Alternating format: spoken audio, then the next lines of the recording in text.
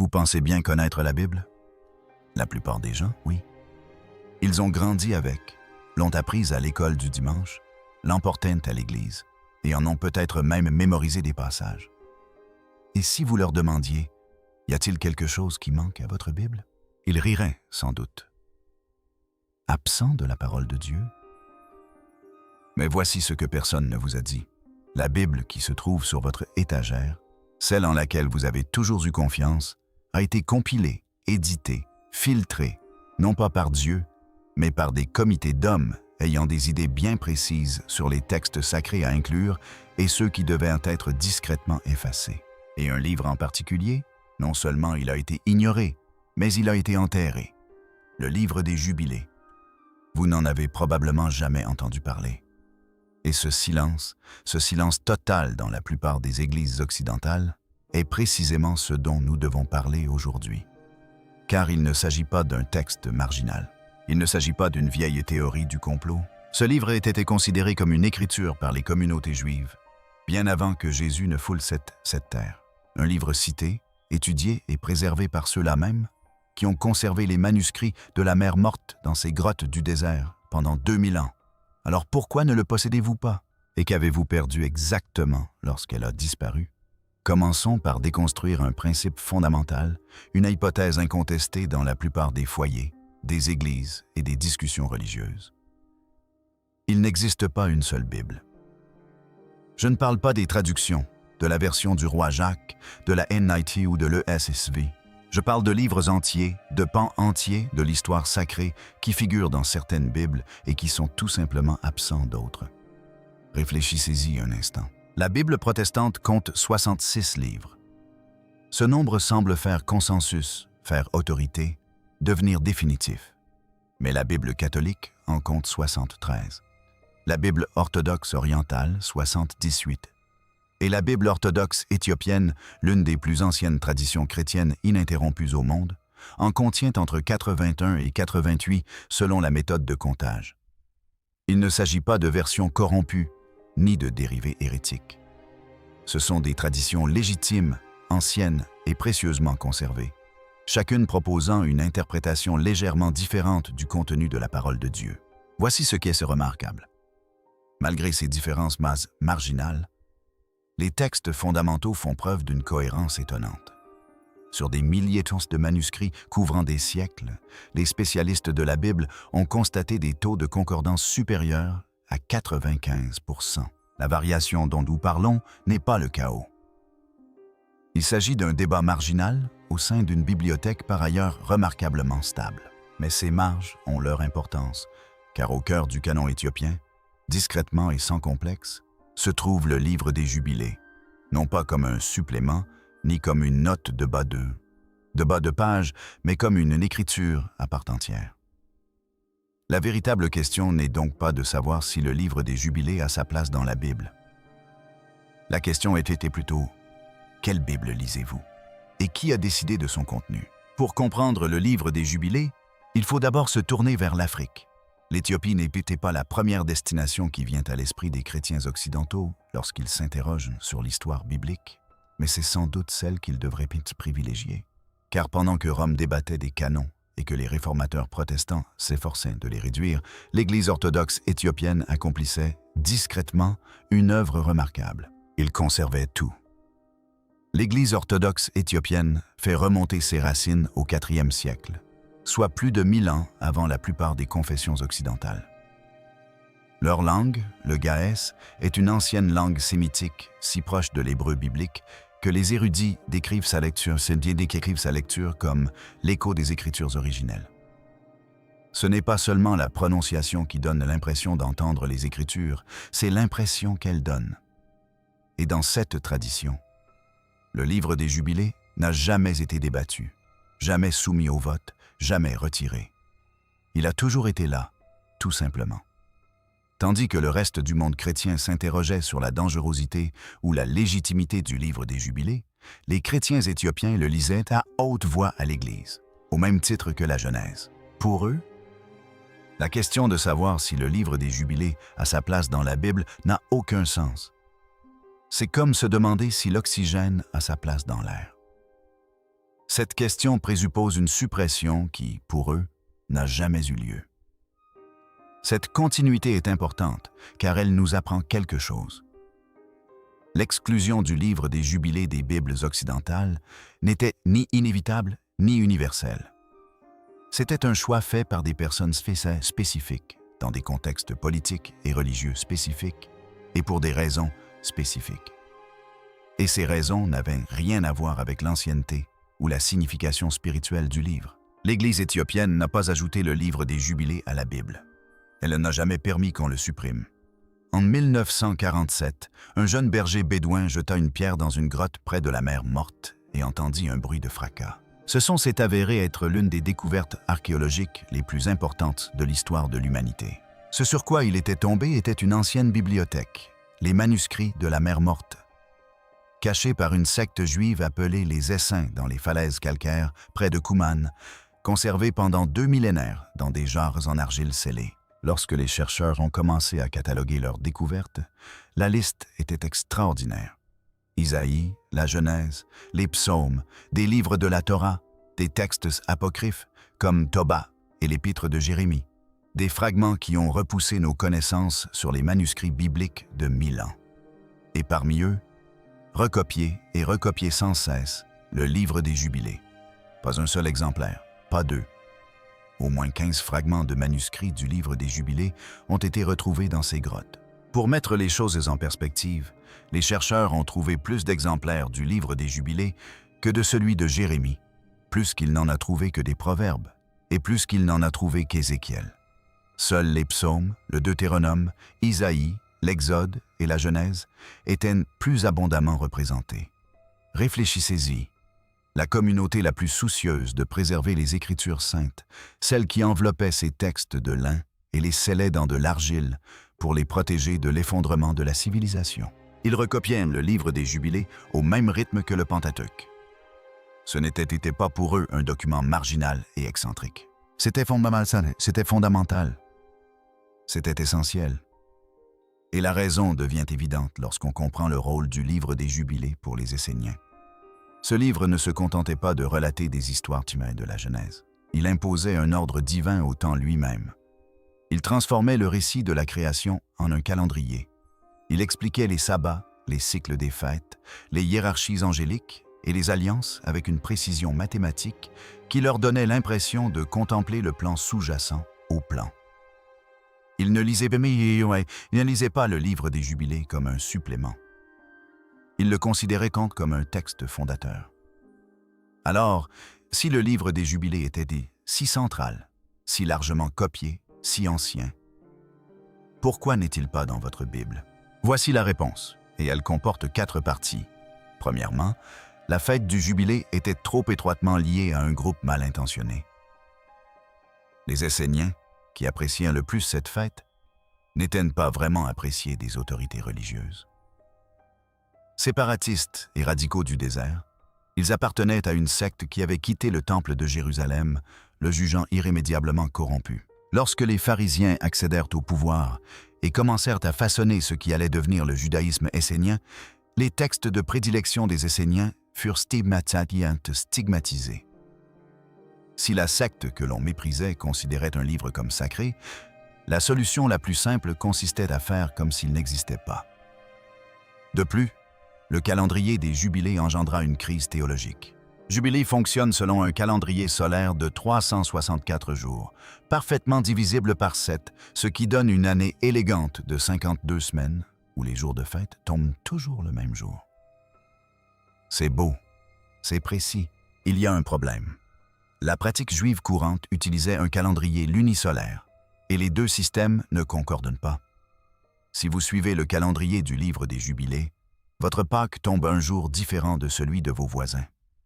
Votre jour de grand pardon tombe dans la mauvaise semaine. Vos cycles de Shabbat sont décalés. Dans une culture où le calendrier sacré n'était pas seulement une préférence religieuse, mais un acte d'obéissance à l'alliance, il ne s'agissait pas d'un désaccord mineur. C'était une déclaration de guerre. Troisièmement, l'attribution du livre était contestée. Le livre des Jubilés prétend être une révélation faite directement à Moïse sur le mont Si par l'ange de la présence. Grande prétention, mais voici le problème. La plupart des érudits, anciens et modernes, datent de sa composition du IIe siècle avant Jésus-Christ, soit environ 1000 ans après la mort de Moïse. Dans l'Antiquité, écrire un texte religieux en prêtant sa voix à une figure vénérée était une pratique littéraire courante et respectée, appelée pseudapigraphe. Mais les autorités religieuses des 1er et 2e siècles après Jésus-Christ se méfiaient de plus en plus de ce genre littéraire.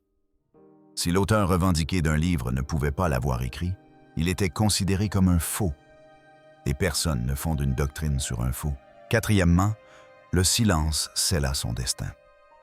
La Mishnah fut compilée vers 200 après Jésus-Christ. Le Talmud se développa au cours des siècles suivants. Des milliers et des milliers de pages de débats passionnés, de commentaires et de raisonnements juridiques. L'étude la plus approfondie des Écritures juives jamais réalisée. Et dans tout cela, combien de citations directes du livre des Jubilés? 0. Lorsque les érudits et les rabbins qui déterminaient l'autorité des livres n'ont jamais fait référence à un texte dans leurs propres écrits, cette absence a tenu lieu de verdict. Le livre des Jubilés n'a pas été invalidé par la discussion. Il n'a tout simplement jamais été réintégré. C'est là que cela devient étrange. Le livre a disparu des sources officielles, mais ses idées, elles, sont restées. Lisez attentivement le Nouveau Testament et vous commencerez à remarquer quelque chose. Des concepts, des cadres de pensée, des images qui apparaissent sans explication, comme si l'auteur supposait que le lecteur les comprenait déjà.